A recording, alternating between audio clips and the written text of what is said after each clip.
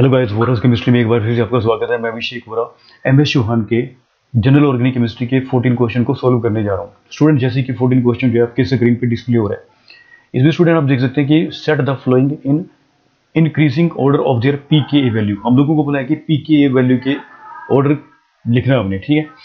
तो स्टूडेंट्स, आप लोगों को पहले बताया था कि एसिडिक स्ट्रेंथ जो है वो किसके ऊपर डिपेंड करती है। एसिडिक स्ट्रेंथ जो वो डिपेंड करती है tendency to release the H+ ion, और वही जो है कंपाउंड जो है वो H+ आयन को रिलीज करेगा जिसका एनाइन की स्टेबिलिटी जो है वो क्या होगी, ज्यादा होगी। स्टेबिलिटी ऑफ किस पे डिपेंड करता है? स्टेबिलिटी ऑफ एनाइन पे, या फिर बोल सकते हैं कि स्टेबिलिटी ऑफ कंजुगेट बेस पे। H+ आयन वही रिलीज इजी करेगा जिसमें एनाइन की स्टेबिलिटी जो है वो ज्यादा होगी, ठीक है। तो आप देख सकते हैं कि ऑक्सीजन की इलेक्ट्रोनेगेटिविटी ज्यादा है, ये H+ आयन को रिलीज करेगा, तो X से जो एनाइन बनेगा इस टाइप का एनाइन बनेगा, ठीक है। इस टाइप के एनाइन की क्या हो रही है, फॉर्मेशन हो रही है। और Y से देख सकते हैं आप लोग, ये H+ आयन यहाँ से निकल रहा है, यहाँ से निकल रहा है, तो इस टाइप का एनाइन बन जाएगा CH3COO-, इस टाइप का एनाइन बन जाएगा। और Z से एल्कोहल है, ये H+ आयन निकलेगा तो एल्कोक्साइड आयन की क्या होगी, फॉर्मेशन हो जाएगी, ये चार्ज आ जाएगा, नेगेटिव चार्ज, ठीक है।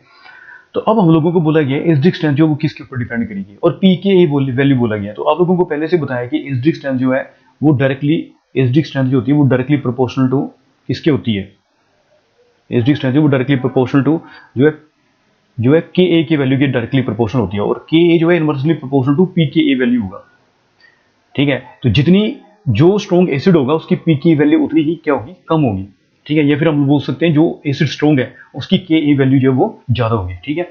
तो अब देख सकते हैं स्टूडेंट्स, आप यहाँ पे जो हम लोगों ने क्या देखना है, मेनली फोकस करना है स्टेबिलिटी ऑफ एनाइन की, एनाइन की स्टेबिलिटी देखनी है। तो आप देख सकते हैं कि यहाँ पे रिजोनेंस हो रहा है, क्यों? क्योंकि जो है यहाँ पे जो नेगेटिव चार्ज है that is in conjugation with pi bond, तो यहाँ पे कंजुगेशन हो रहा है। तो आप देख सकते हैं कि यहाँ पे कंजुगेशन होगा तो यहाँ पे रिजोनेटिंग स्ट्रक्चर्स बनेंगे, ठीक है। तो एक रिजोनेटिंग स्ट्रक्चर इसके इस ऑक्सीजन के विद रिस्पेक्ट टू बनेगा, और एक जो है यहाँ पे बनेगा, ठीक है, यहाँ पे, और ये यहाँ पे आ जाएगा, ठीक है। तो आप देख सकते हैं कि इसमें जो है ये जो आपका यहाँ पे जो है एक्स जो है वो क्या करेगा, थ्री इक्विवेलेंट रिजोनेटिंग स्ट्रक्चर्स की क्या करेगा, फॉर्मेशन करेगा। इसके जो है 3 इक्विवेलेंट रिजोनेटिंग स्ट्रक्चर होंगे। रिजोनेंस स्ट्रक्चर्स होने की वजह से इस जो ये जो एनाइन जो फॉर्म हुआ है उसकी स्टेबिलिटी है वो ज्यादा होगी। ये जो 3 इक्विवेलेंट रिजोनेटिंग स्ट्रक्चर्स है जिसकी वजह से ये जो नेगेटिव चार्ज है, ये आप देख सकते हैं कि नेगेटिव चार्ज, ठीक है, ये जो है यूनिफॉर्मली क्या होगा, डिस्ट्रीब्यूटेड होगा, यूनिफॉर्मली डिस्ट्रीब्यूटेड होगा। और तीनों इक्विवेलेंट जो रेजोनेटिंग स्ट्रक्चर है उसका रेजोनेंस हाइब्रिड में जो कंट्रीब्यूशन होगा वो भी इक्वल होगा, ठीक है। तो आप देखते हैं कि देख सकते हैं कि जितने रेजोनेटिंग स्ट्रक्चर ज्यादा है, ऊपर से ये 3 इक्विवेलेंट रेजोनेटिंग स्ट्रक्चर्स हैं, ठीक है, उतनी ही स्टेबिलिटी जो है वो भी क्या होती है, ज्यादा होती है।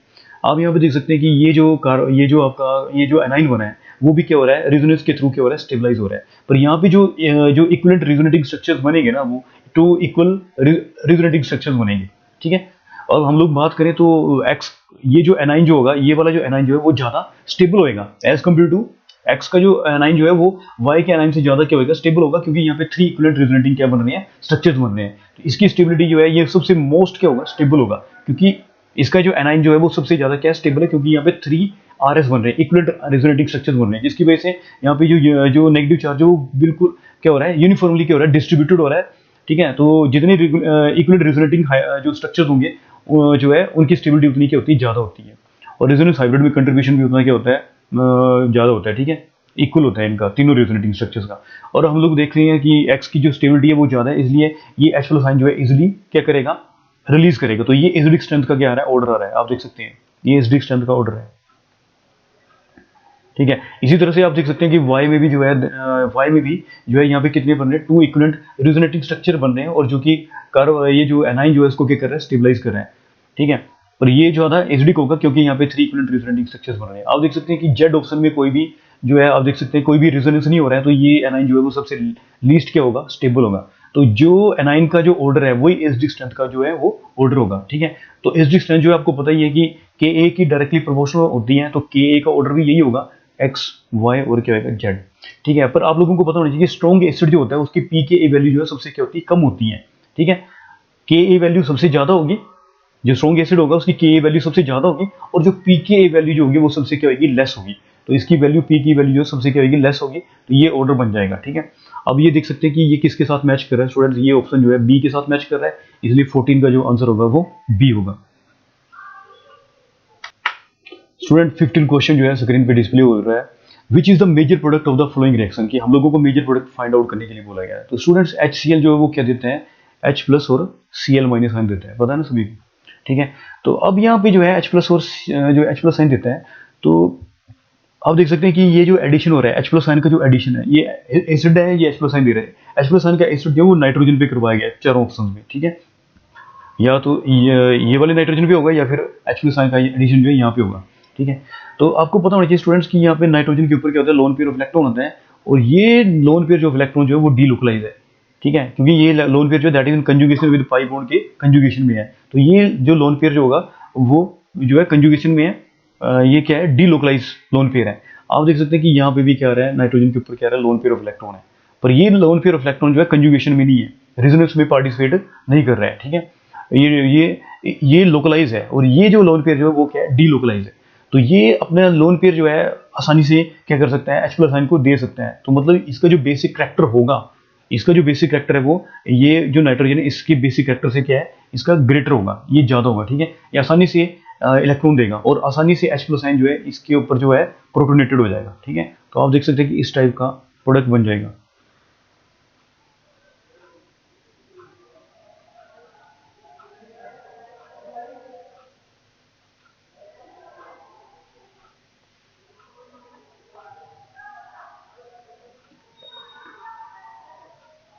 ये इलेक्ट्रॉन पेयर डोनेट कर रहे हैं, इसके ऊपर क्या आ रहा है, इलेक्ट्रॉन पेयर दे रहा है, और इसके साथ हाइड्रोजन जो है वो क्या होगा, अटैच हो गया।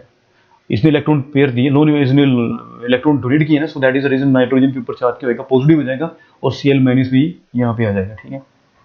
Cl माइनस आ जाएगा यहाँ पे, ठीक है।